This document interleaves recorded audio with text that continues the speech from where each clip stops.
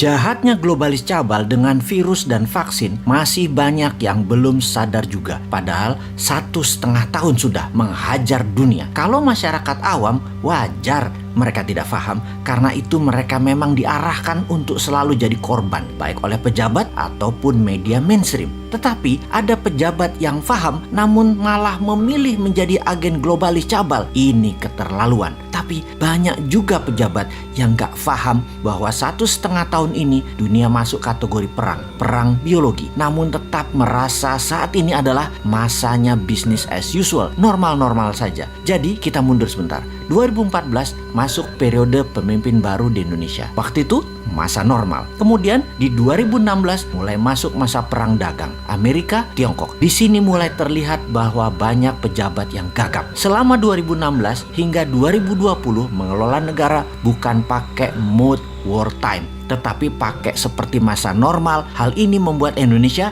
tertinggal. Tetapi masyarakat banyak yang gagal paham bahwa kesalahan melihat dunia berefek seperti saat ini. Indonesia jalan di tempat. Buktinya GDP per kapita hanya dari 3.800 ke 4.000-an dolar per kapita. Ini harus terlihat sesungguhnya sebagai kurang berhasil dalam tanda petik membuat Indonesia berdaulat ekonominya. Karena salah melihat peta dunia, salah melihat world map. Lalu berlanjut di tahun 2020, di mana saat itu adalah perang biologi dunia atau dunia kena pandemi virus buatan yang bernama corona. Perang ini bisa panjang, bisa pendek di setiap wilayah, tergantung pejabat suatu negara berstrategi mengelola negaranya. Kalau mau cepat, ada strategi bernegara yang memilih ikut maunya globalis, yaitu beli vaksin mereka. Ada yang tidak mengikuti produk globalis, yaitu tidak pakai vaksinnya, tetapi pakai imunitas atau imunoterapi, pakai penguatan imunitas tubuh. Penguatan imunitas tubuh sangat berlawanan dengan maunya globalis cabal, yaitu menggunakan vaksin. Negara yang di bawah pengaruh globalis pasti menghalangi terapi imunitas, termasuk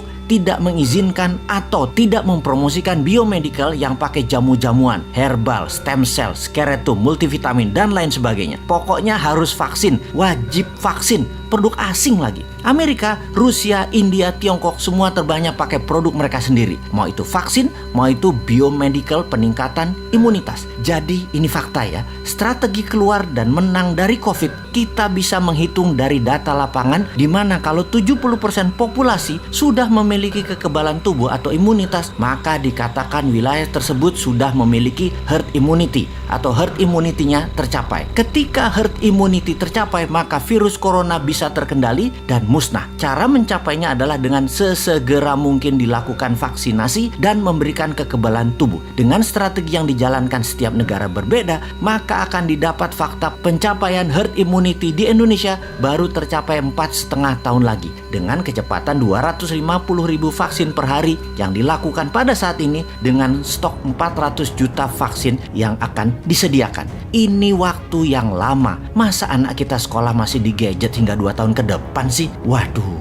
Tetapi bagaimana? Lah bergantung banget sama produk asing. Coba yang namanya Nusantara, Merah Putih, dan lain sebagainya dikategorikan solusi. Pasti 2 tahun ke depan herd immunity tercapai, sehingga beberapa wilayah per Juli ini bisa sekolah normal anak-anak kita. Bukan sampai 4 tahun lagi hidup di gadget. Kita bandingkan sejak 6 bulan yang lalu. Amerika dengan 1,8 juta vaksin dan berbagai imunoterapi per hari, maka dalam 5 bulan lagi herd immunity di Amerika tercapai. Tiongkok lebih dulu lagi. Sejak 9 bulan yang lalu sudah dengan kecepatan 15 juta per hari. 4 bulan lagi atau sekitar bulan September herd imunitas tercapai. India bahkan dengan kecepatan 2-3 juta per hari, diperkirakan 2,5 tahun lagi herd imunitas di India tercapai. Kalau Indonesia masih 4,5 tahun lagi. Ini gawat, bisa nggak berhaji selama 4 tahun ke depan. Ya ini mismanajemen kelolaan bernegaranya. Ditambah bisa sekolah dari gadget hingga 4 tahun ke depan. Waduh, bisa hilang keterampilan sosial anak-anak generasi Z zilenial ini yang saat ini usianya 20 tahun ke bawah.